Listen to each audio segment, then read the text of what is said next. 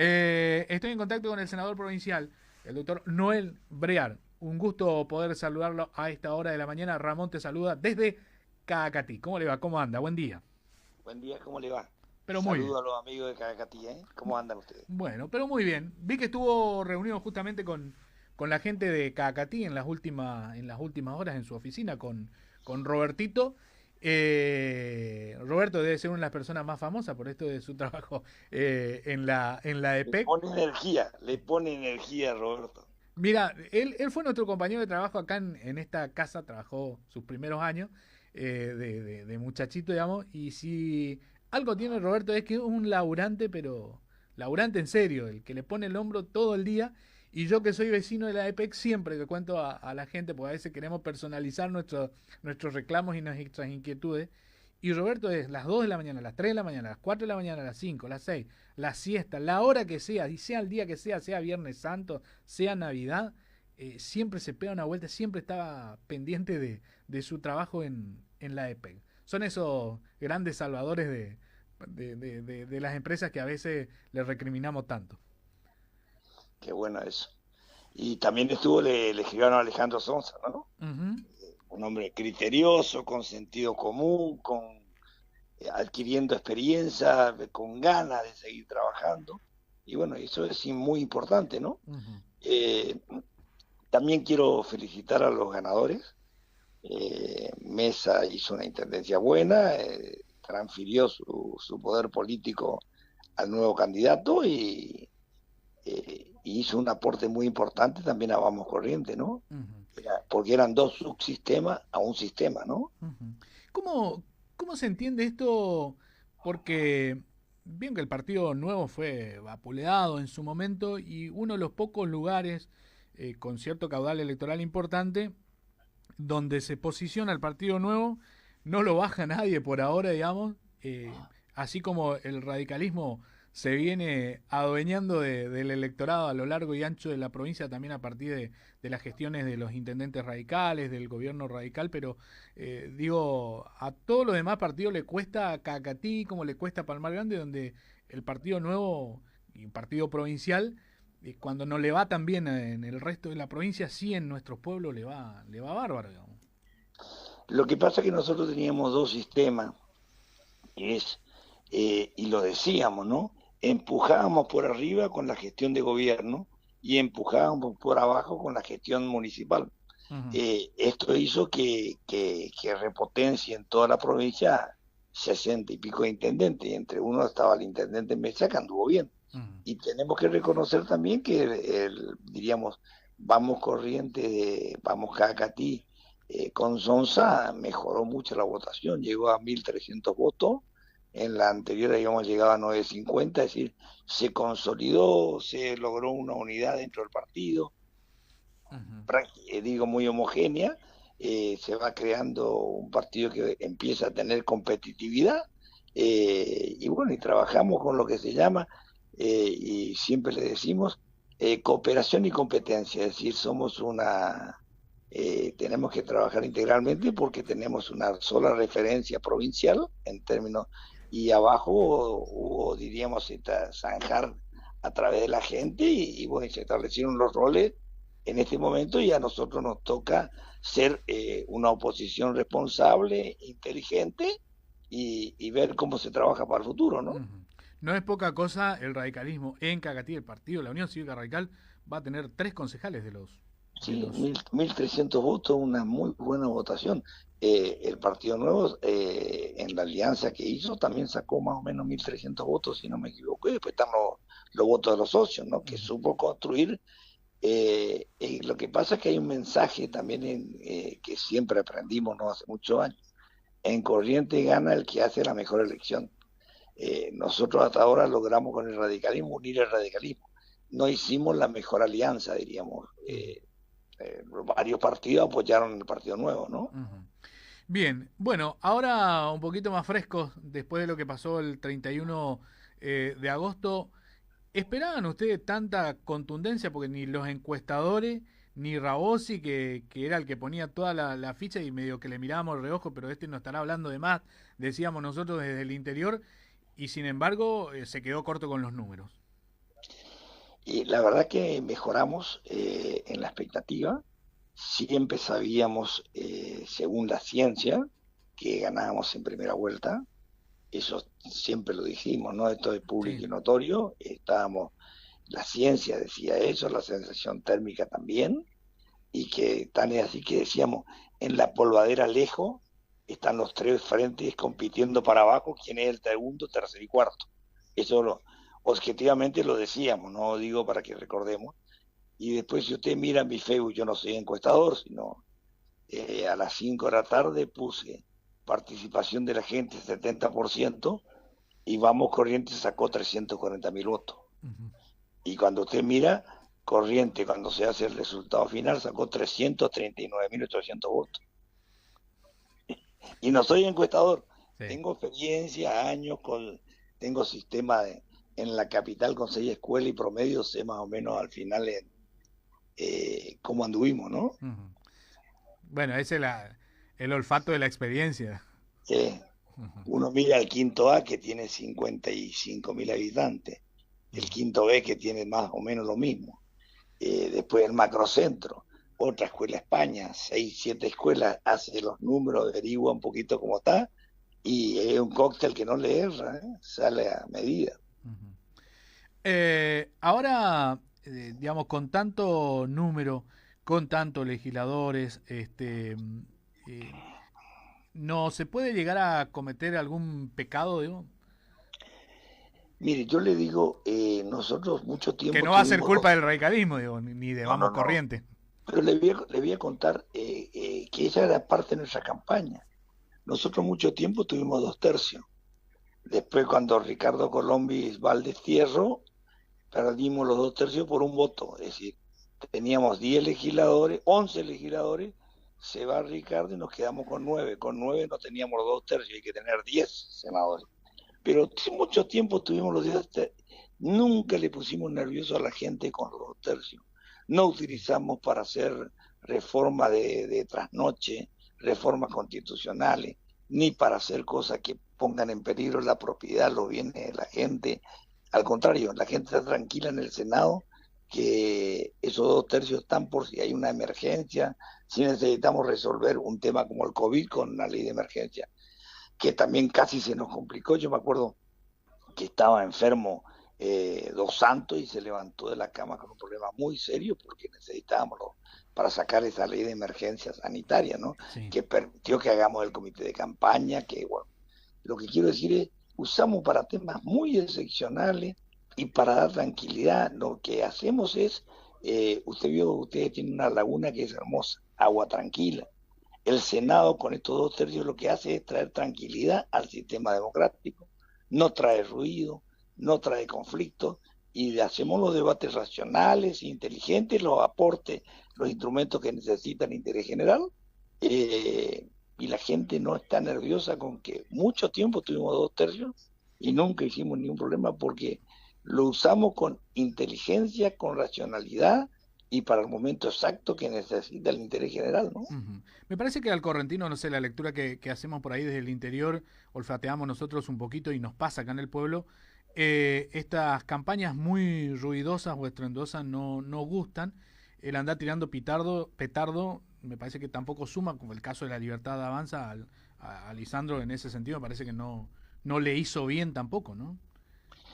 A Lisandro quiso vender que Lisandro es Milei y Milei quiso vender que Milei es todo y al final no alcanza con así, el sistema no funciona.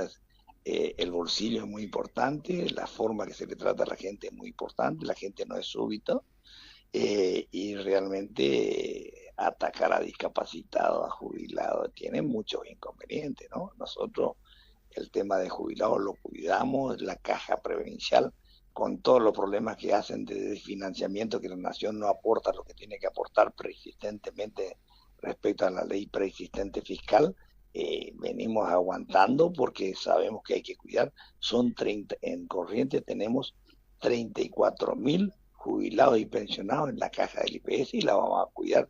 Y hace mucho tiempo decimos, vamos a seguir siendo provincial. Hay 13 cajas en el país que son provinciales y la cuidamos. Sabemos que pagan mejor que la nacional, ni un jubilado provincial quiere ser nacional. Bueno, y eso lo cuidamos, ¿no? Ujú. Eh, yo sé que falta mucho todavía, pero lo del 26, particularmente para Corrientes, porque en otras elecciones los resultados eran una cosa entre correntinos, pero cuando las elecciones nacionales terminaba ganando, por ejemplo, Cristina, excepto la última. Pero digo, ¿qué puede pasar en octubre? O vamos Corriente va a ser la suya, digamos. Mire, vamos, no, vamos Corrientes ya tiene definido quiénes son sus candidatos, Claro.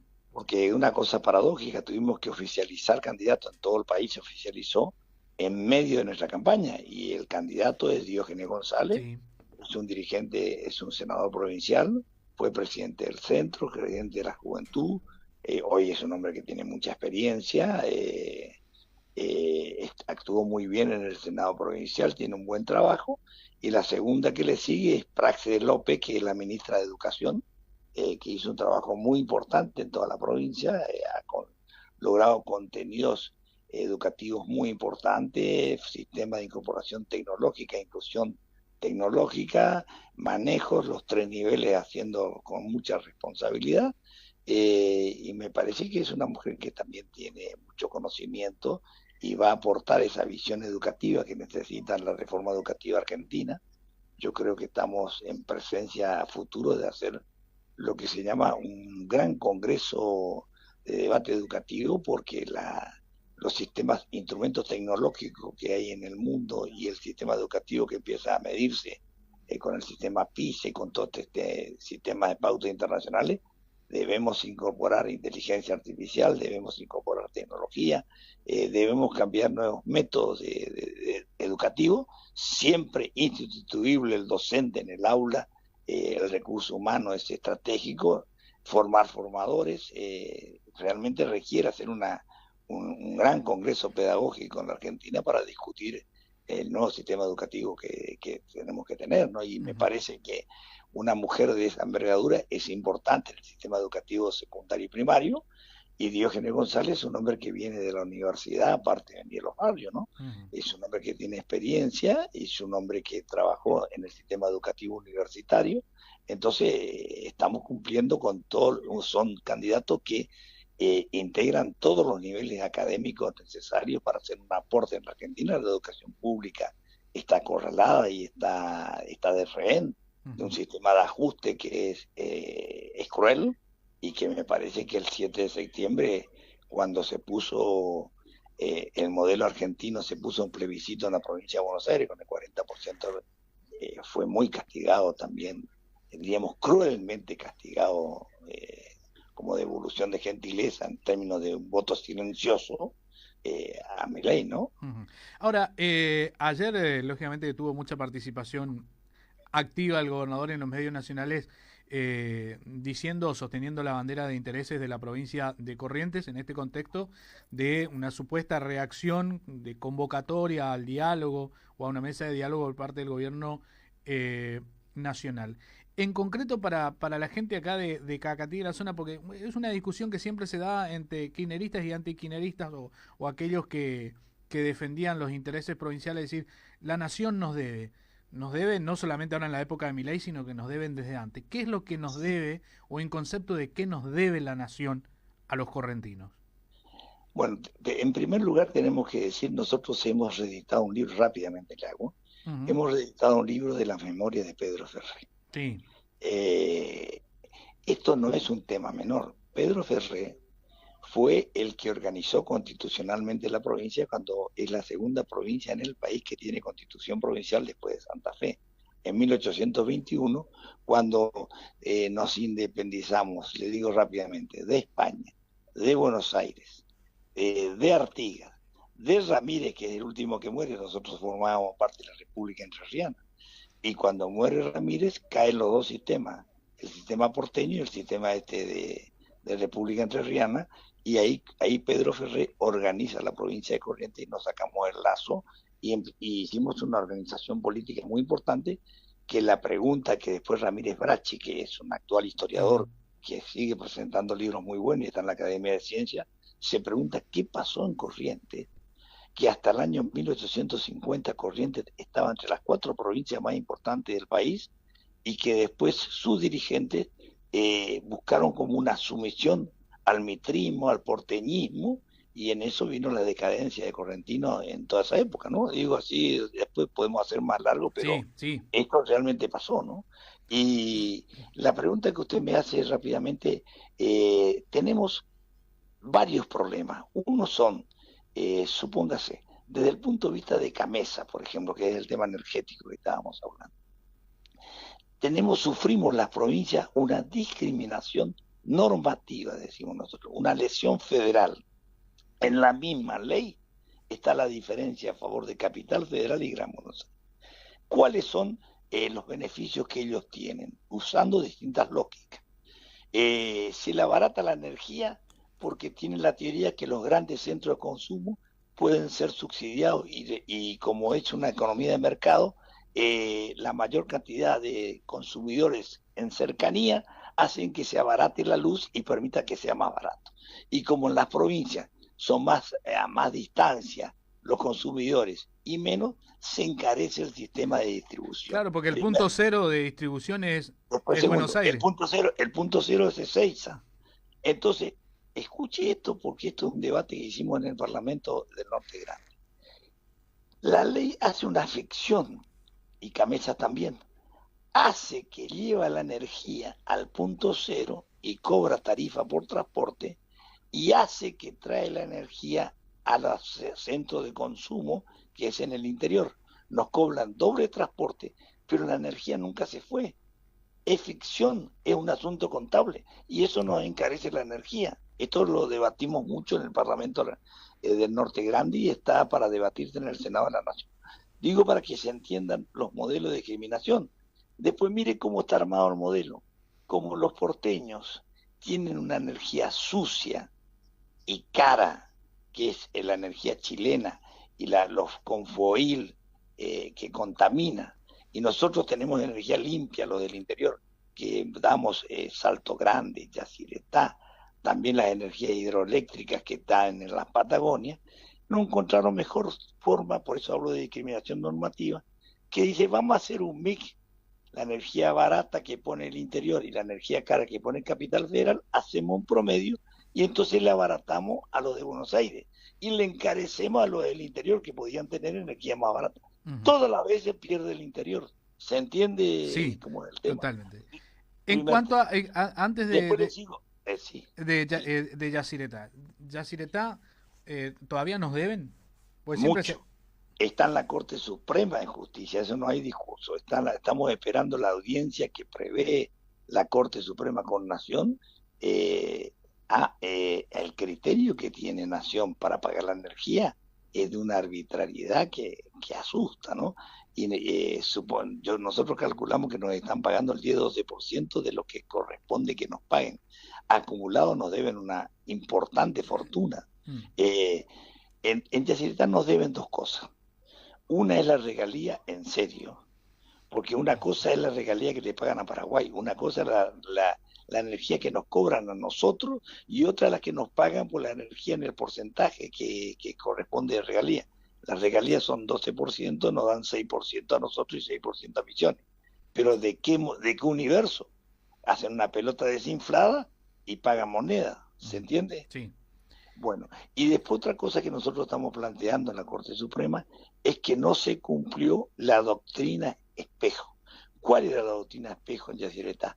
Lo que se haga en Paraguay se hace en Argentina. Y lo que se hacía en Misiones se hacía en Corrientes. Y usted vio que Posadas es autopista costanera, 50 kilómetros de costanera se hizo entre Encarnación y Posadas. Sí. Después se hizo casa de gobierno, hospital, aeropuerto, lo que a usted se le ocurra, se hizo con Yacyretá en el lado de Encarnación, que hicieron una ciudad moderna con plata de Yacyretá, todas las obras con Yacyretá, aeropuertos. Bueno, a Corrientes eso se le discriminó. Y estamos reclamando la tesis del efecto espejo, que es lo que se hacía en Posada, había que hacer en Corrientes. Estas son discriminaciones objetivas que se hicieron. Ahora, para que la gente entienda mejor qué estamos discutiendo en términos económicos cortos. En el tema IPS, el sistema argentino, en el momento de Menem, se privatiza. ¿Se acuerdan ustedes la Sí, AFJP? sí. Que resultó ser un chasco porque el sistema argentino hermano muy mal. Por administrar los bancos cobraban el 30% de lo que aportaba cada uno. Entonces, cuando se daban cuenta, los que se jubilaban eran los dueños de los bancos, no los jubilados, porque le diluían el precio. Pero después le terminaban prestando al Estado, que estaba prohibido, Caballo tomaba crédito de esa plata que juntaron con la AFJP. Entonces pagábamos intereses, una cosa de loco. Terminamos pagando 30% por administración a los bancos y pagábamos intereses altísimos por la plata que tomamos. Hubiéramos dejado el sistema anterior, no pagábamos ese 30% y no pagábamos intereses. Era de loco, demencial el sistema que se había armado en la Argentina. Entonces, eso, como el sistema de la FJP tenía una transición a futuro, pero había que seguir pagando los jubilados que estaban en el sistema nacional todos los días, le quitan un 15% de coparticipación a las provincias, con una adenda y un pacto fiscal. Ese 15% era para cubrir el hueco de la transición.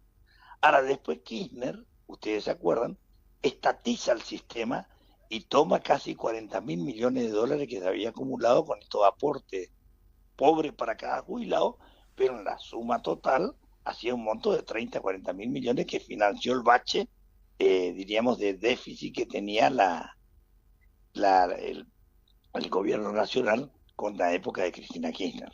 Uh -huh. Ahora, ¿qué hizo Cristina Kirchner? Se entendía que la ley había hecho que el 15% dábamos porque había una transición que cubrir, era un aporte solidario para financiar el sistema privado y el sistema nacional en la transición. Cuando se estatiza el sistema, queda abstracto que sigamos aportando ese 15% porque estábamos financiando ese hueco. Al acabarse, quedar abstracto, tenían que devolvernos ese 15%.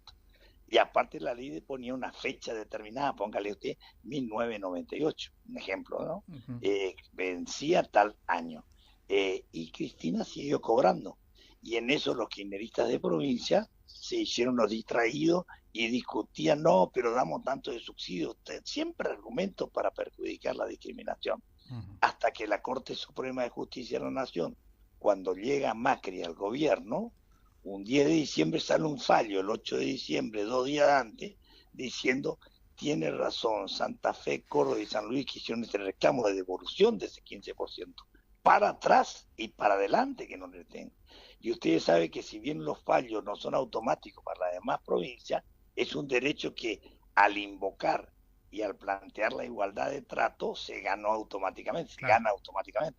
Eso hizo que Macri tenga que ir devolviendo, hizo un convenio para devolver todos los años un porcentaje en 5 años, es decir, y todo ese tema está pendiente en gran parte. Uh-huh. Y otro tema es que cuando se hace, las cajas deciden quedarse 13 cajas, se firmó un pacto y un convenio con la Nación, donde se establece que los déficits que tengan las cajas debían ser reintegrados los fondos por la Nación. Uh-huh. Todos los años había que hacer un balance, ver cuánto se pagaba, cuánto pagaba la provincia, cuánto quedaba necesidad de financiamiento por parte de Nación, en las 13 provincias hacer los números.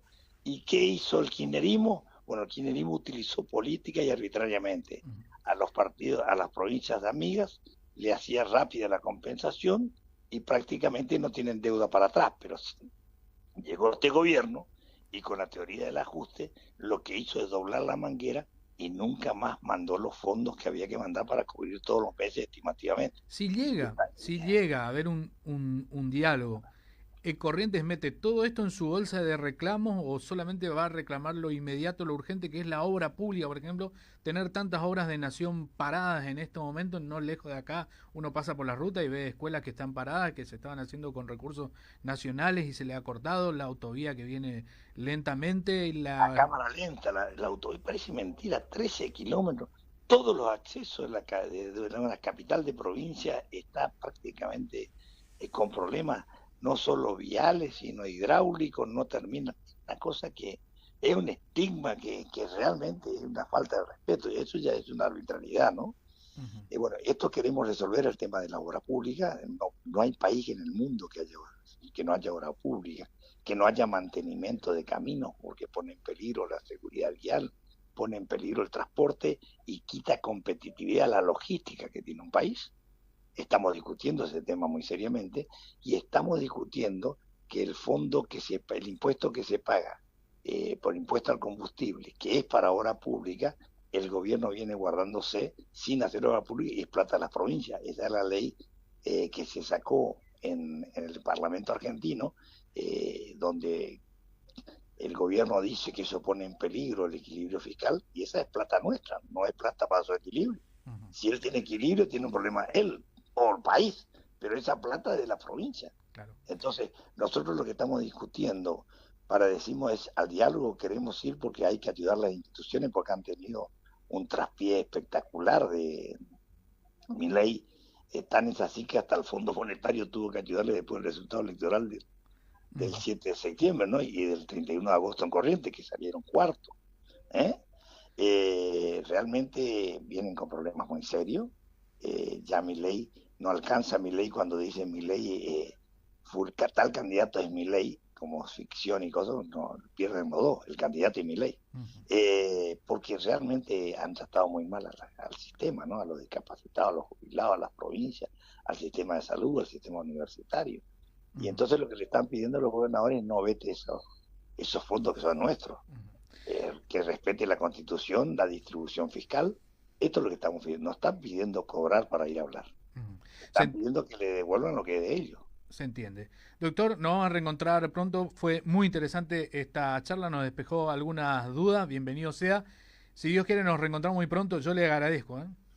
De ya muchas gracias y felicito a los que ganaron, felicito a los que compartieron el sistema democrático y también el radicalismo que ha votado muy bien y creció y que tiene un rol que jugar importante en este sistema que coinciden provincialmente los municipalistas y que en el municipio tenemos algunas diferencias que zanjar y encontraremos la fórmula de cooperación y competencia, ¿no? En línea general, en Cacatí siempre nos portamos bien. ¿Eh?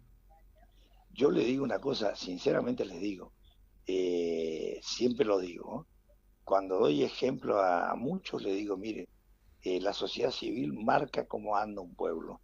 Y cuando usted mira el tratamiento de la organización del agua en Cacatí, cuando usted mira algunos sistemas de intermediarios del sector medio y de los grupos de solidaridad, Cacatí tiene cohesión social, organiza muy bien ferias del libro, turismo, desarrollo, está trabajando, me parece, inteligentemente, la comunidad se involucra y aprendieron que ser individuo no sirve, sino lo que sirve, aparte de ser individuo, es ponerle solidaridad para construir una sociedad con cohesión social y me parece que eso Cacatí es un diferencial que tiene para trabajar muy seriamente, ¿no? Aprovechando que estoy hablando con un senador provincial, te dejo una preocupación que me parece que hay que trabajarlo ahora. Conoces bien el sector productivo a partir de casi 1000 milímetros de Lo de lluvia desde Caranatí es Carandaití. Carandaití.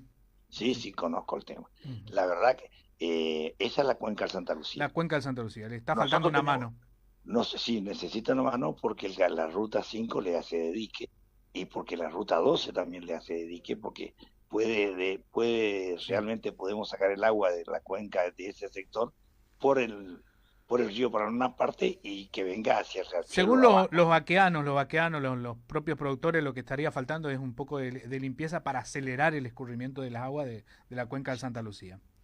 Hay que hacer un trabajo muy serio y porque las rutas nacionales y algunas rutas provinciales objetivamente hicieron de dique. Sí. Tan es así que en la nación no nos pudo resolver los tres puentes y el linder que tiene que poner en Palmira, el primero, hizo porque cayó un puente en la ruta Claro, 12. sí. Estoy hablando de la cuenca del Riachuelo ya, ¿no? De lo que es Verón de Astrada, Cacatí, la cuenca Sí, del Riachuelo. alivia parte del departamento de General Paz, sin duda. Claro, entonces ahí tenemos el problema.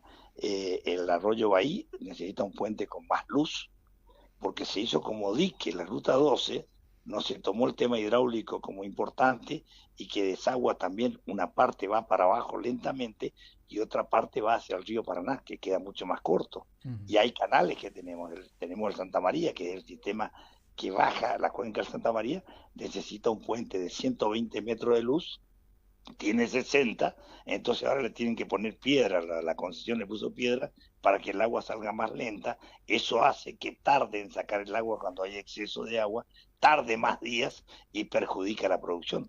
Bueno, Yo les digo que antes de la ruta 12, los campos tenían mucho molino, entonces quiere decir que en las zonas que se inundan ahora antes no eran tan sí. inundables, y se inunda porque el sistema de caminos que se hizo corriente históricamente no se previó el curso de las aguas, ni Ujú. el escurrimiento, ni hicieron los gastos que tenían que hacer para los puentes, y no pudimos terminar, la nación no pudo cumplir todos los convenios de los 3 puentes que hay que hacer en la cuenca Santa María. Hoyo Márquez siempre dice que cada vez que se planea o se proyectan obras ya hay que hacer pensando en 50, 100 años, digamos, además por el Acá no cambio se ve. climático, ¿no? Que también la Bueno, naturaleza se comporta de otra manera y muy mal.